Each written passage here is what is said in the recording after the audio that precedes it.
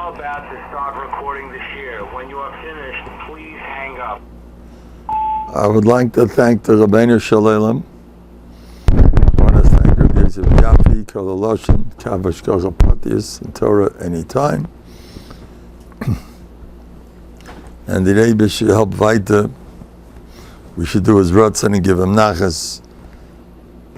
Now,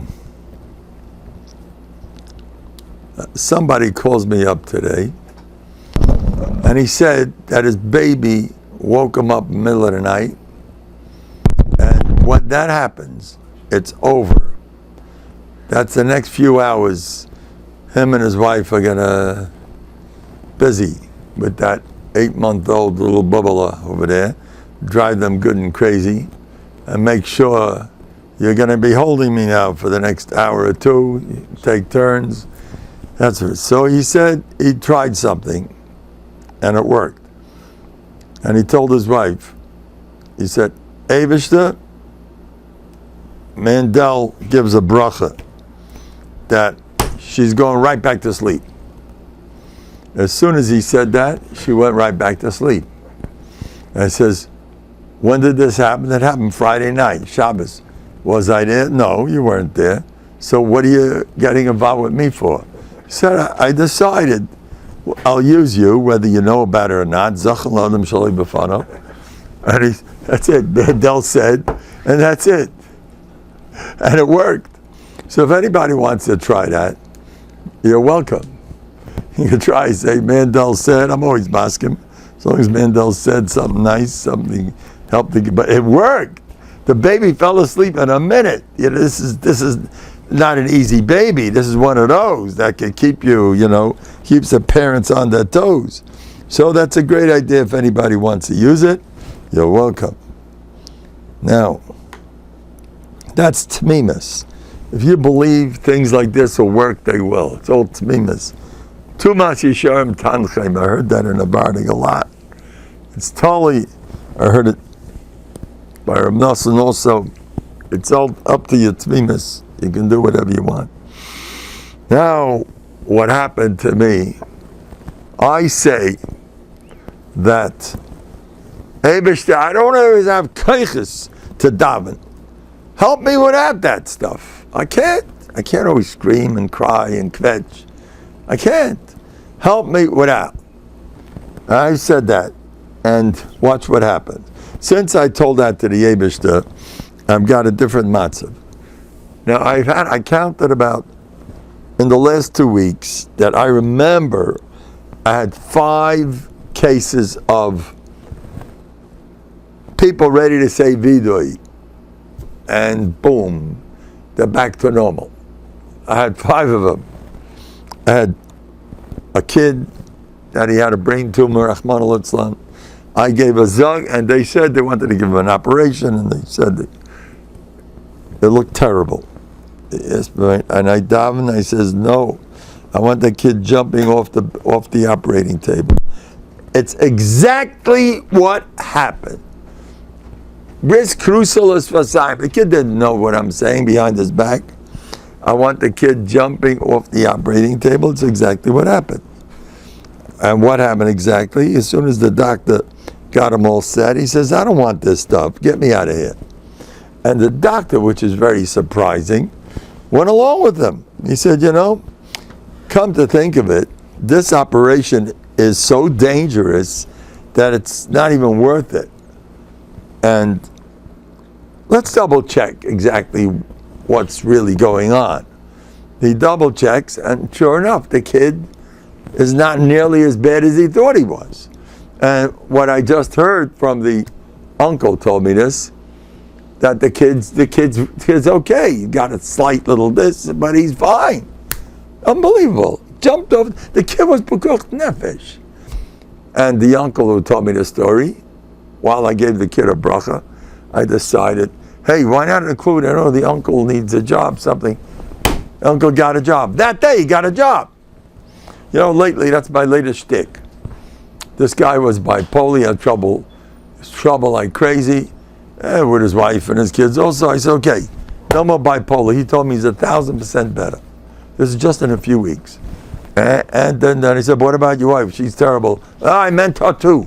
2 days later, he calls me back. My wife's a new person. And what about your kids? Yeah, oh boy, I have trouble. 2 days later, I meant the kids. The first time the kid ever got a report from school, the school called up, yes, child is doing much better. Unbelievable. Unbelievable. Now, what happened last week was early last week, I had a family on the telephone.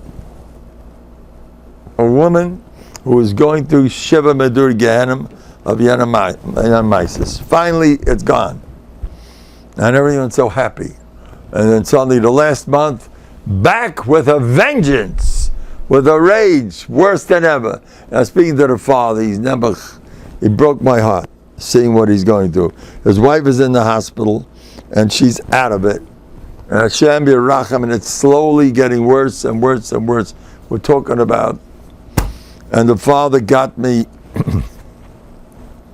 I says, look, I want to speak to the whole family. And I want to get you guys pumped up that I'm not impressed. Well, she's in bed. So what?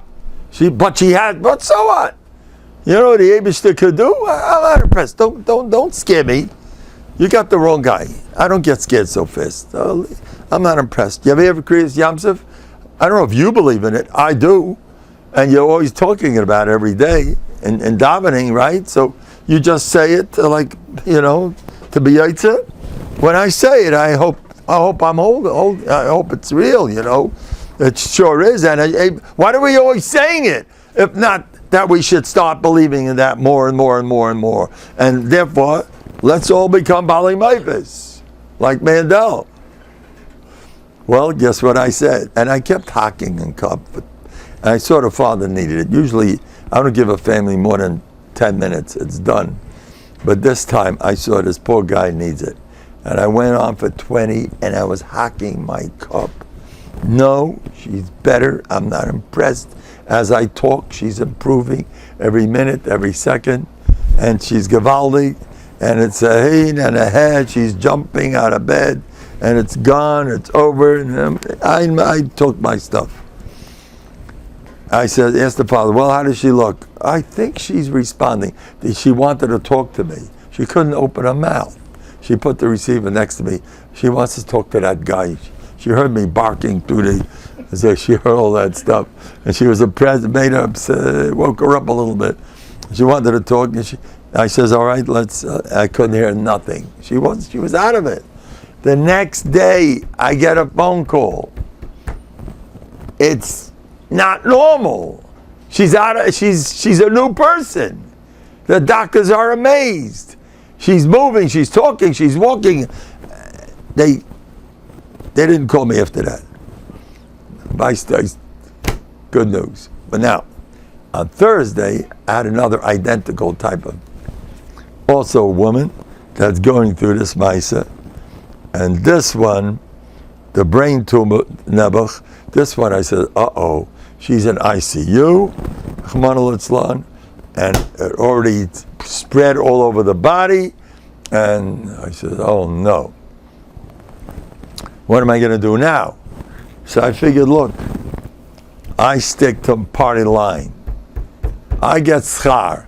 This time I felt, but I do mine, that's all. And I hocked the same speech.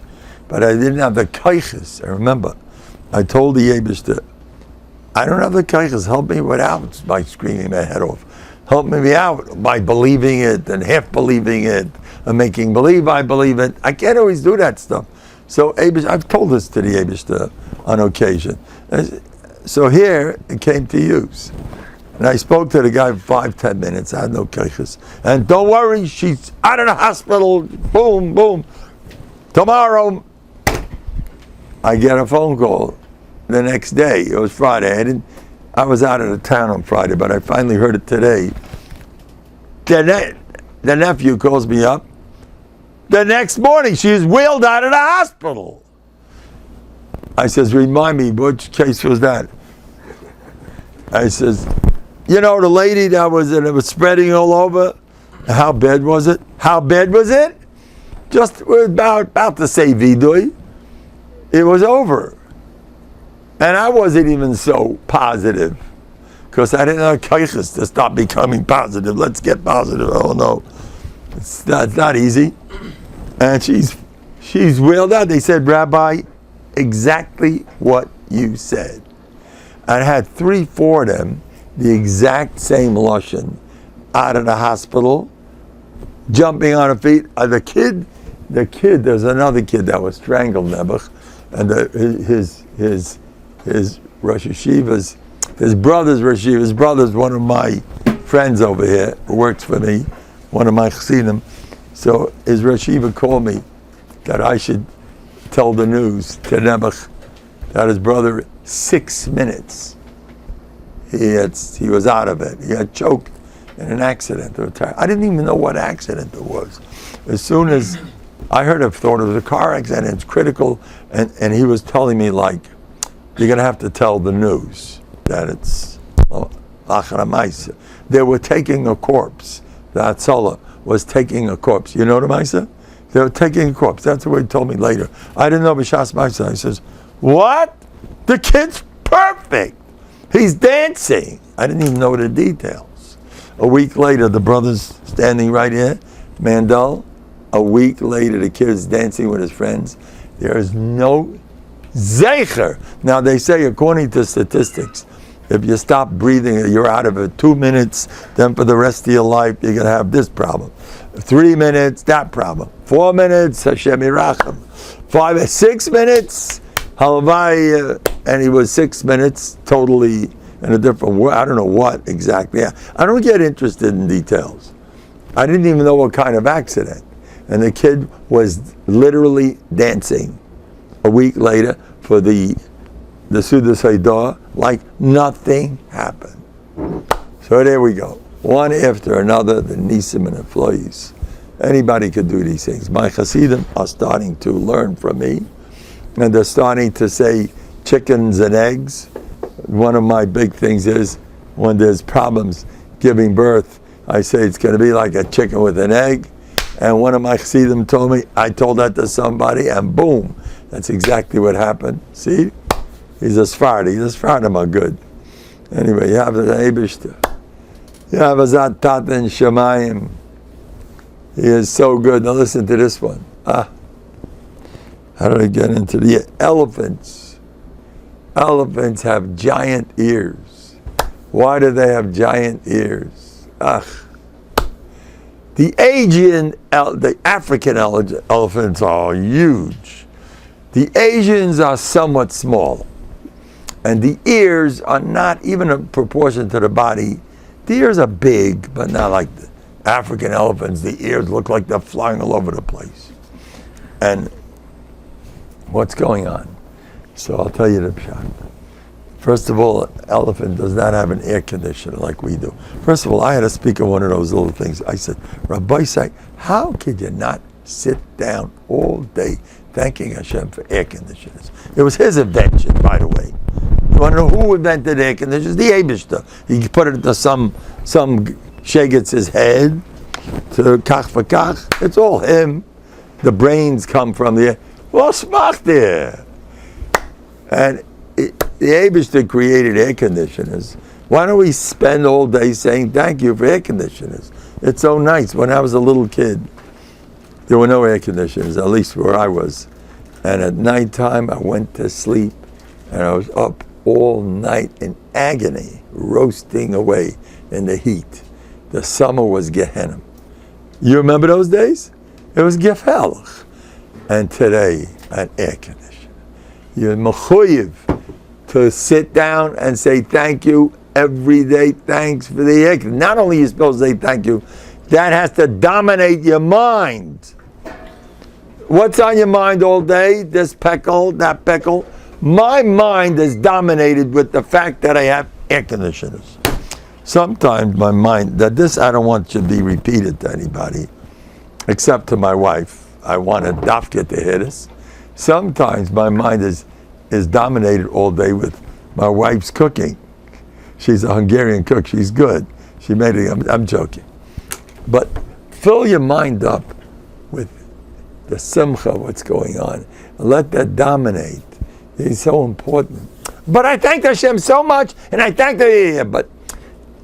but you're still worried about you. But between you and me, your real mind is focused on that peckle that I gotta get rid of.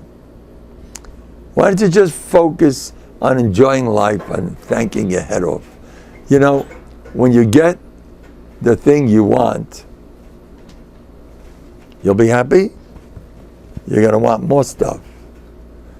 You're never gonna be happy. So might as well just be happy now. Who cares where I'm holding? Just make yourself happy for the moment. You have to go jumping, we'll get happy. Tomorrow, one of the most powerful ways of simcha is live for this moment. The Welt says, live in day-tight compartments. Sit, don't think of tomorrow. I'll take tzatzoras mochar. You ever hear the Welt says, today's a tomorrow, you're worried about yesterday? All this stuff is our stuff. It's great stuff. Today's a tomorrow, who cares? And by the way, what are the worries? COVID.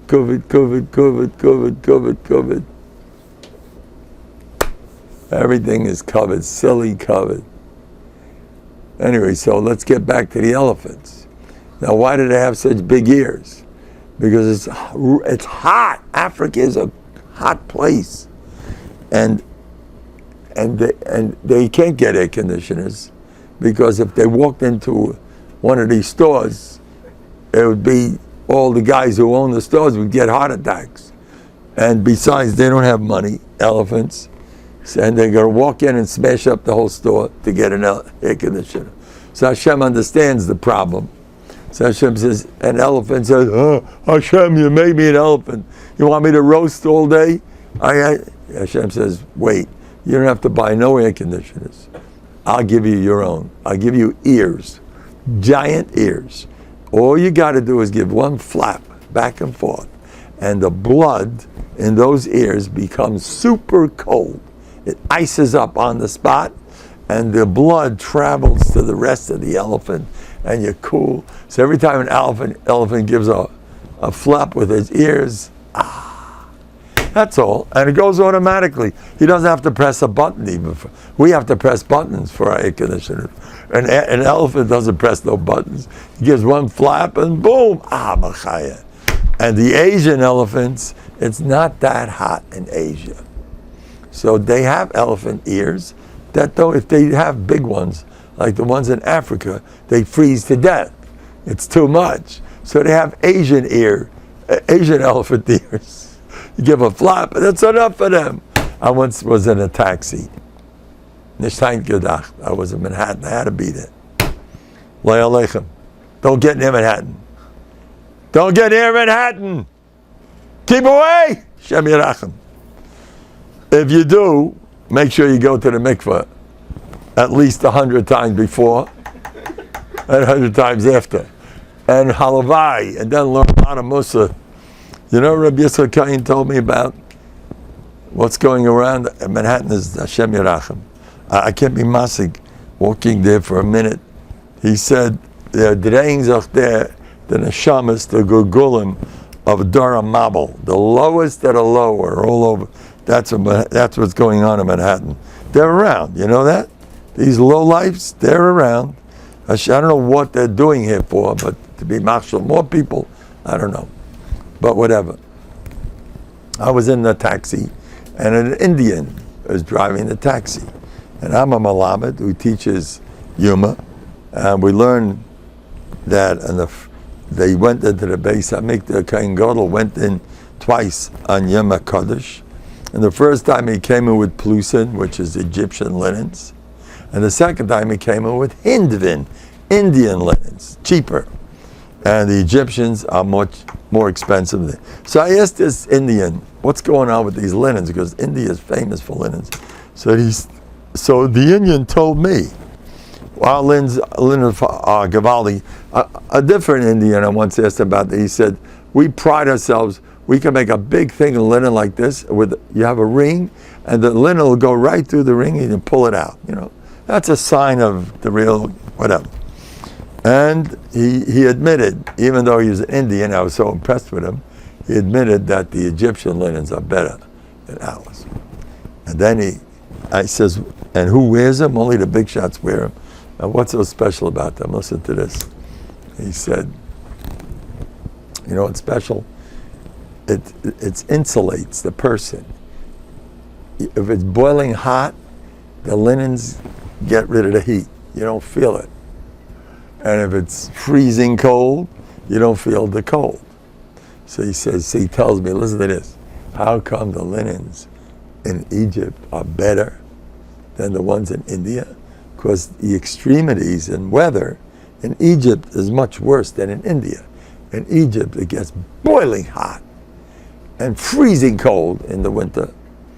And in India, it's not that hot, not that cold. So the kind of linens that grow in each country is kafi. Isn't that beautiful? Next time, bטחון, the Eibishter.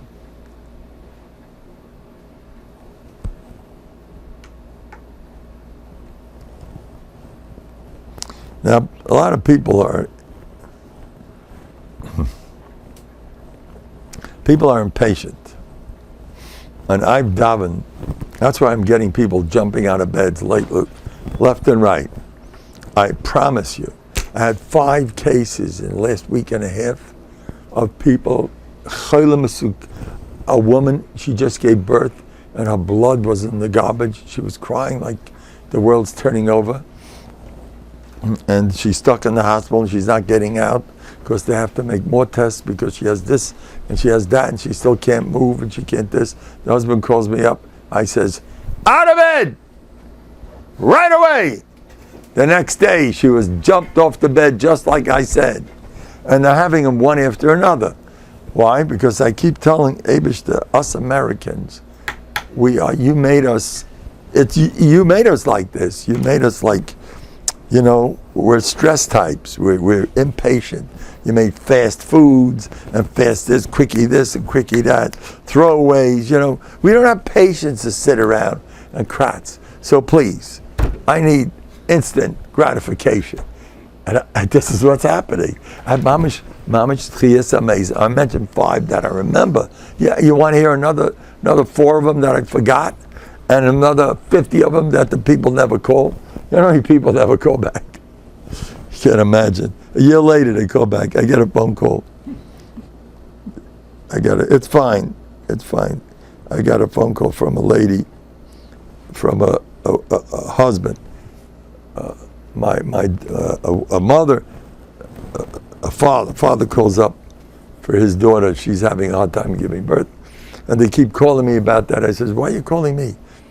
He said, because as soon as she became pregnant the first time, she went through Sheva Maduri Gehenna. She was in terrible pain. And you gave one bracha, the next day the pain was gone. It was over. So we're coming back to you.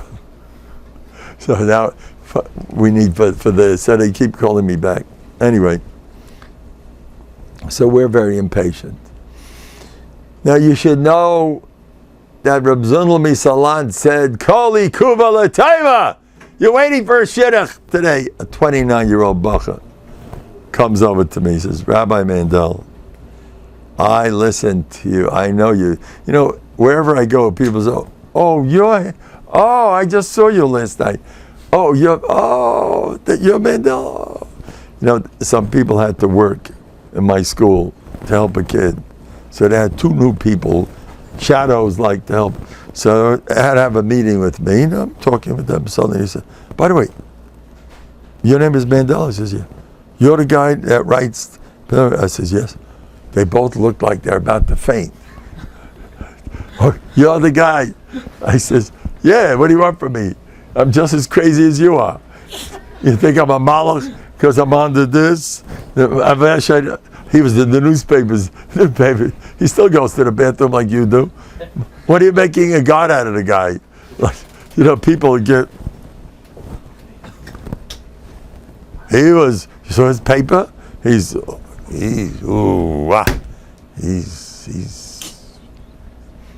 who is he? He's a nobody. You know, Biden's in the papers all the time. He's, you know, where's he holding Nebuch? Zachman is on him. You know, he's a little interesting. And he's president. You know, I hold that's Ashkacha Pratius that we have such a president. By the way, Trump held his own. He was also an interesting. First of all, Trump, I don't know if he chops. Trump is like an alamoliga. You know, he doesn't believe in. How often do you get him to smile? Trump's not in that, so I don't know how he gets away with it. How do you get it? Take a picture, you don't smile? You crazy? This is not 100 years ago when you didn't have to, there wasn't such a pressure to be happy, to show that you're a successful guy. And all the pictures of Trump looks like it's Tishpeb. No, it doesn't look like that. It's funny. You know why I voted for Trump? First of all, I have nothing to do with this political business. I'm not good at it. I'm not afraid. I'm not worried. Who's in president? Oh, if he's the president, then this will happen. Don't scare me. You know, people call me up. I had these panicking people. Do you know what's going on in the country? Since COVID, it's starting to spread, and it's getting worse and worse. And they cry and they panic. I says, stop the baloney, Meshugana. Nothing's gonna happen. But you heard what happened with all the prices and the British cup. Since I'm born, I've been hearing these scary. You know, I was born. It was a Cold War. You know what the Cold War was? The beginning of the Cold War. Cold War means that the United States, I was told as a kid, has the capabilities of blowing up the whole world. Russia can blow up the world 50 times. America, 150. So that's why America is more chashuv than Russia. So there's a Cold War, and everybody's who's going to make the first move, who's going to chas v'sholom press the button, and all you got to do is press the button, and suddenly, and North Korean, he's real. What's his name? Kim Jong, whatever his name is. Kim Jong HaTzadik. Kim Jong. You know what Kim Jong once did? He once made a speech, and one person forgot to clap when he made the speech. You know what happened to that person? He was tortured to death. COVID? You didn't give me COVID? Like, Kim is an open book. COVID is COVID. You know, you didn't give me COVID, I'll kill you. A lot of people would like to do that to the guys who don't. You embarrassed me. You embarrassed me. I can't look you in the face.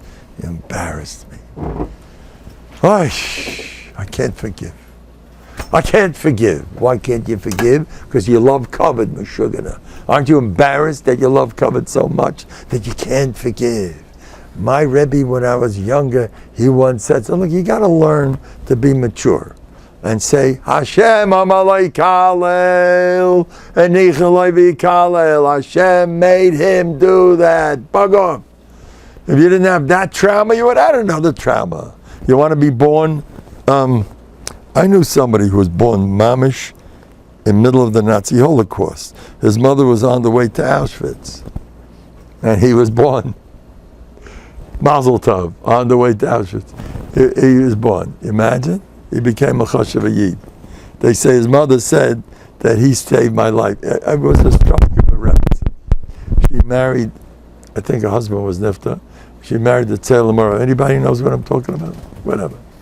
He was a tzad. He was a, I don't know, he might. And so she saved him. She was pregnant, so they said, get this lady out of here. So they pushed her away, and that saved her life. So she said, my baby saved, because I was one of those people no one wants to get involved with. She's pregnant, and she's all whatever. So that saved her life. Anyway, so you're born, there's people born in smack. I had Russians that came to my house as soon as they opened up. You know, the Russians were able to come, and they opened up the Iron Curtain, and out come the Russians. So I met about 3 guys that never knew their fathers. Why? First of all, they all got killed in the war, whatever. They never knew their fathers. No? You know, there's a book. Her name was I forget, Gleckel from a Jewish woman wrote a diary, a chashuva lady, a couple of 100 years ago. She said, in my times, when a Yid walks in the street, lav dafki is coming home, because what he's going to meet in the street. There's a famous story. Rabbeinu Tam was attacked by, you ever read about the Knights? Knights. Sir Richard the Lionhearted. You could probably say Yamach Shemai on him. He wasn't a tzaddik. So what they used to do, they wore metal from head to toe. They sat on horses, and the big anti-Semites, the Crusades. Rabbeinu Tam was attacked in the street. He got 9 head wounds. Rabbeinu Tam. Head wounds. A guy tried to kill him. And finally, I don't know, he was rich, I'm not sure. But he told the guy, leave me alone, I'll give you a free horse, or something like that. He gave him his horse, and he left him alone. You never heard the story? That's what they say. I mean, what Yidden went through. So everybody's kvetching. What are you kvetching about? Everyone comes home. It's a beautiful world we're in, right? Nishkevel, where am I up to? Where's the Elam? Shine. Now, we have to get a little serious, yeah? People call and saying it's the end of the world. The end of the world. There you go. Thanks. See, it was Kedai. This man comes all the way from Monroe. He's a tzaddik. It was a Kedai coming all the way from Monroe to remind the Rebbe what's going on. So people kvetch like the world's turning over. Oh, such a rachmanis. And their problems are usually in covet. Covet is the real problem. I heard this from a Novandig, of Chaim Langlemon Zatzal. He told me, trace any problem you have, 95%, it's covet. Oh, such aggravation. Why do you aggravate it for? What, everyone kill you? No, but they don't like me, they don't talk to me, my kids aren't, and my wife yells, it's covet. Well, I'm never, what are these? And never people are saying about me this. It's covet. There was a bach in Lakewood who couldn't do a shidduch. He had problems. And he went to the mashgiach from Nussin. And he said, people are beretting me. Because he was on medication. He wasn't like... So people are beretting me. And I can't do a shidduch. And everyone says, I'm a kooky guy, who never has to be for his depression, whatever. See what the mashgiach told him? They make fun of you? Believe me, they make much more fun of me. Reb Nassim, he told him, me they make much for him. Is that something? You should know, Reb Gershon Lieberman once had somebody chep at him, a big person, who was undermining he was destroying the yeshiva for him. And he had to stick up for himself. So you guess what he said? What are you starting up with an Amhoritz like Reb Gershon? He said on himself. What are you chepping an Amhoritz like me? What is it to chepper? Who am I anyway? What? And this man was out, he had tightness on him. An Amhoritz like me. You know what he used to go around with? He got one of these new Art Scroll or Steinsaltz, one of these Gemaras. As soon as he saw it, he got one for himself. This is for me. And he didn't need it, believe me. You know how to learn Reb Gershon. But he dafka went around with it to show everybody, see, I'm like one of those. He's a zoket, he's already in his 70s, and he's already went through the Holocaust, and he needs one of those. And then he comes over to me, and he says, you notice what I'm using when I learn. And he says, I'm embarrassed that I have to. He's embarrassed, baloney. But he does it on purpose, just to make a prat, to fop with the belt. Yeah, I'm a little slow, I'm a little slow. He was great, Reb Gershon. He had the belt packed. You know what I just heard of mice? I got to check it out. He was at a good convention. And in the middle of the convention, he got up to speak. He spoke in front of the whole. And somebody afterwards looked at the whole list of speakers. He wasn't there.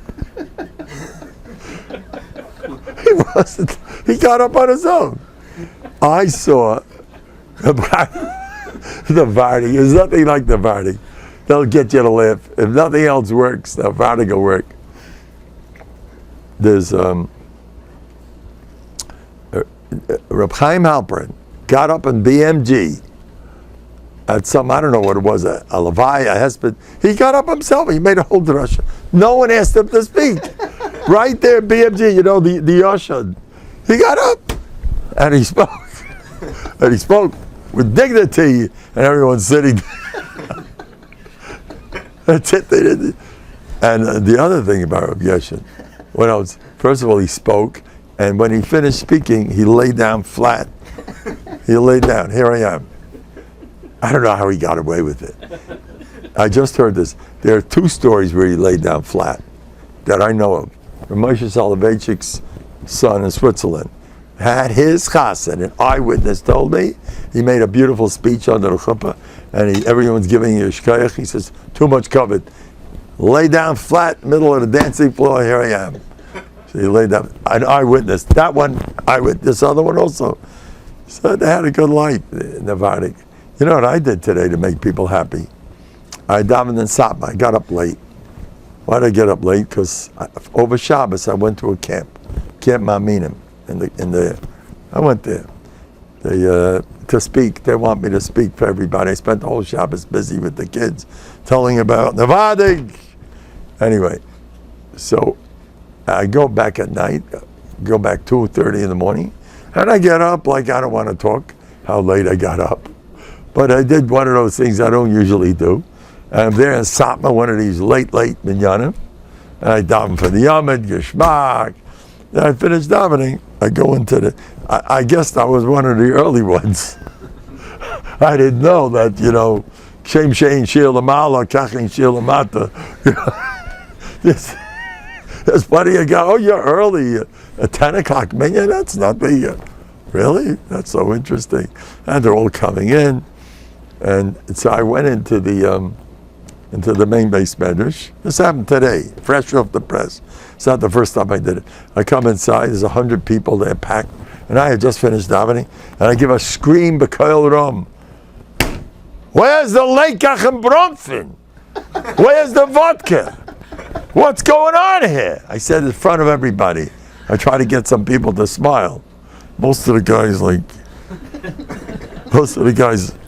I don't know what they're busy doing, but they got the peklach in their heads. Everybody's worried about kind of type of COVID, peklach. And a couple of guys left. At least I got a few guys. And I said, where is the vodka? I'm embarrassed. We can design in Satmar. No vodka. Reb Yeilish, he's turning over in his grave.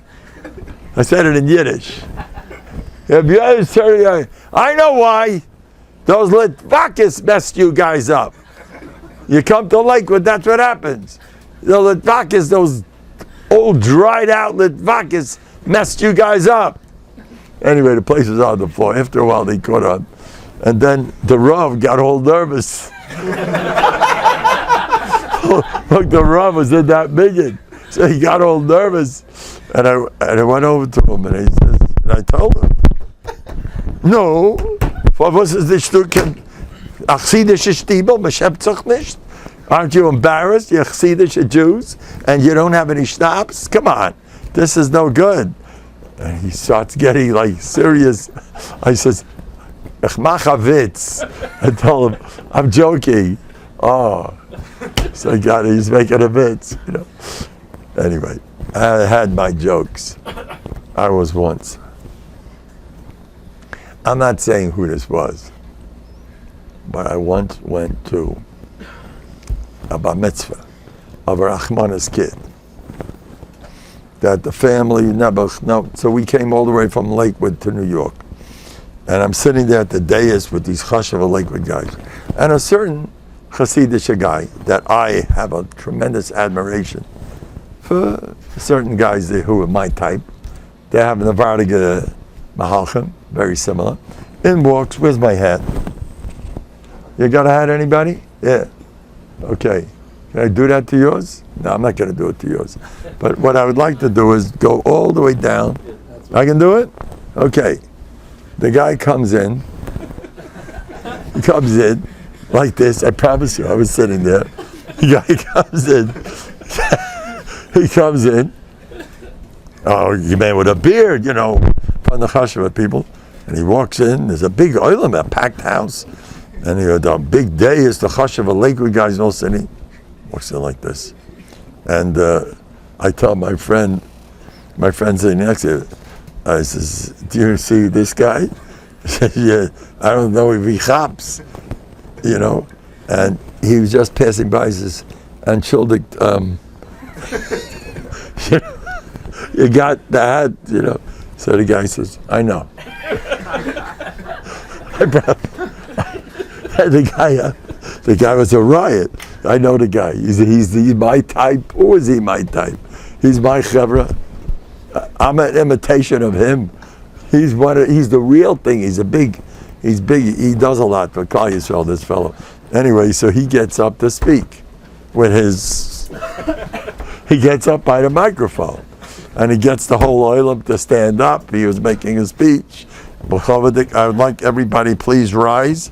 I'm going to say the precious words of whatever. And the oilam got up, all the Lakewood guys, and he said his speech. He was a riot. Anyway, I'm ready to run.